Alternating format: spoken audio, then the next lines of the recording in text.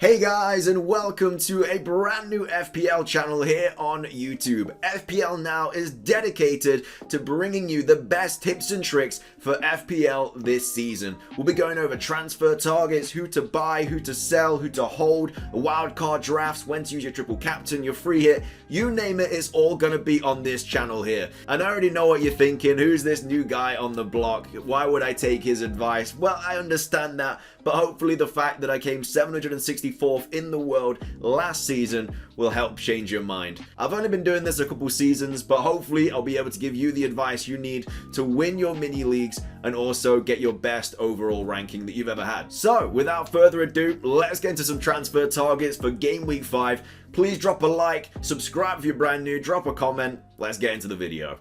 So, starting things off, we're going to be taking a look at Patrick Bamford. The Leeds forward is only a 7.9 million, having a price drop earlier on in the season. And with the very little striker options we have at the moment because of the injury to DCL, Antonio getting red carded in the last game week, it looks like a very, very good option. Leeds' fixtures are just ridiculous. Game week 5 being away at Newcastle, having West Ham at home, and then having Watford at home, Southampton away, and of course Wolves at home. There's a lot of green fixtures there. And of course, Bamford is on penalties, giving you even more of a reason to get this guy. His XG is pretty good as well, being at 1.94. His assists, oh, it could be a little bit better, only being at 0.20. His goals so far are 1, assists so far is 1. And the amount of people that have obviously got him in their team right now is 13.1%. But to be fair, having a fixture against United and Liverpool in the opening 4, I think a goal and assist isn't that too bad. He's returned in the other games, so hopefully now with this ridiculously good fixture run, Bamford could start picking up a lot more points. As well as that, Rafinha is a good option, but of course with all the striker injuries and just situation we've got going on now, a lot of people are opting for Bamford. The only thing that I will say about Bamford though is the fact that he could be a little bit of an injury concern at the moment. In an interview after the match, he was shown kind of like talking about how his hamstring had been playing up. Hopefully it's nothing to be worried about, but the good thing about Bielsa is he just comes out and says it. So wait for the press conference before you bring Bamford in, because we should hopefully know very soon whether Bamford is going to be fit to play against Newcastle.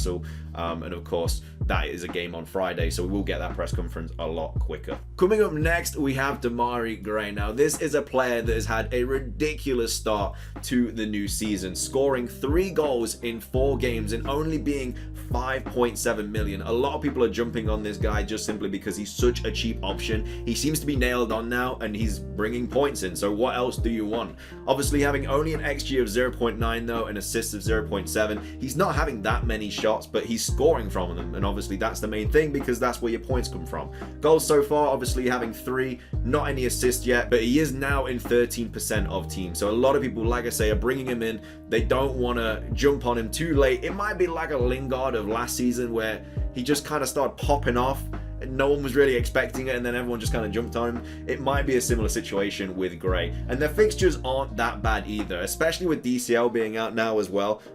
You're going to want an Everton player that's going to get you points, and Gray could be that person. So obviously they play Aston Villa next, and then they're at home to Norwich. They've got Man United away, which isn't really a great fixture you want to be dealing with. But then after that, they're at home to West Ham, and then they're also at home to Watford. So I think that is a really, really good fixture run. And again, it is a shame about DCL because obviously everyone brought him in for that fixture run.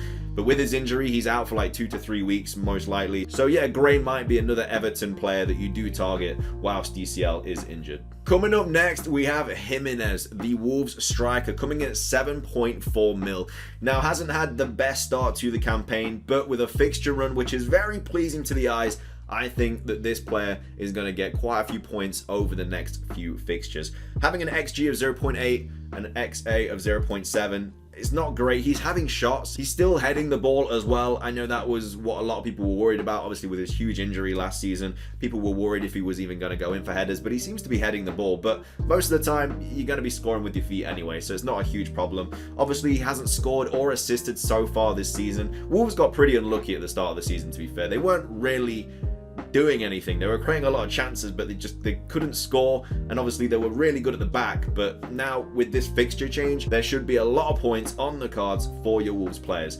4.2% of people have brought him in already, so a little bit of a diffie, really. A lot of people don't have him, so if he starts popping off, especially with all these strikers being injured and not being available for the next few game weeks, Jimenez might be someone that you want to target. Like I said, their run is ridiculous. They have Brentford at home, and then they're at home to Southampton, and then they're at home to Newcastle, and then they have Aston Villa away, and then Leeds away. So 5 fixtures, which are really, really good. A lot of people are jumping on Wolves' defense. I mean, why wouldn't you? The fixtures are just so good. But Jimenez could be a player you bring in to replace DCL or Antonio if you decide not to hold him. Next up, we're going to be talking about the big man up front for Chelsea, Romelu Lukaku. Now, obviously, 11.6 mil, did get a price rise earlier on. I mean, why wouldn't he? Did score a brace at the weekend, and he seems to be just scoring. He scored in the Champions League last night as well. His XG is ridiculous at 2.3, and even having 0.8 as well for XA.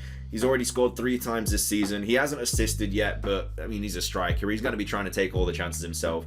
A lot of people have brought him in already, 27.7% ownership, which is crazy. I mean, when we get that fixture swing in Game Week 7, that is going to go through the roof. Obviously, he's got Tottenham next, which isn't even that much of a problem. I mean, Dyer's out now. They've got a lot of injuries at the back. I think that Lukaku could still bag a couple even against Tottenham. City at home is the next fixture, though. I mean, you don't really want to be playing City. That's kind of the fixture that's putting a lot of people off bringing him in already. But after that, he has Southampton at home, Brentford away, Norwich at home. I mean, they are all fixtures that you'd very happily captain this guy against because he's going to score goals in those fixtures. And even after those as well, he's got even better fixtures. So Romelu Lukaku, maybe you bring him in for Tottenham. Maybe you need the funds or something for other players. Obviously, dropping Ronaldo down will get you 0.9 mil. That money could be used elsewhere on your team.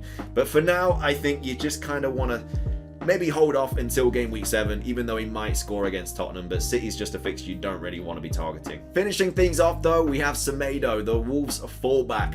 4.9 million, and I think people are overlooking him now because of Marcel. Obviously the cheaper option, he's 4.6 now, I do believe, and a lot of people are bringing him in just because of the 2 assists he got at the weekend. But if you watch that game, SEMEDO had 2 really good chances that he should have scored, and so if they went in, everyone would have been jumping on SEMEDO. He would have got like 15 points, would have been absolutely ridiculous. But on another day, he scores those, he would have gone through the roof. But of course that didn't happen, so a lot of people are jumping on Marcel. He's cheaper, and obviously you can put those funds elsewhere. But he's not a bad player, you know, 0.6 XG, 0.3 XA. Obviously hasn't scored or assisted so far this season, and only has a 2.8% ownership as well. So it's actually a massive diffie.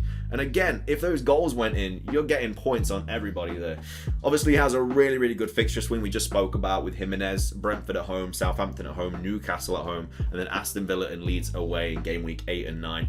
This is a player I've got in my team. I think a lot more people should be targeting him because of how forward he gets now. He's actually playing like so far forward, and I think he's going to bag a couple of goals this season if Wolves keep up playing as well as they are, because they got unlucky at the start of the season. Now they're playing really, really well, and yeah, hopefully a lot of points coming from this guy. So yeah, either way, that is a player that you're going to be wanting to target. That's everything for today's video though. I hope you guys enjoyed. If you did, please do drop a like down below, leave a comment, subscribe if you're brand new. I really, really appreciate it. And yeah, we'll be coming up with my team preview video on Friday, I do believe, before the deadline. So look out for that. But until next time, peace.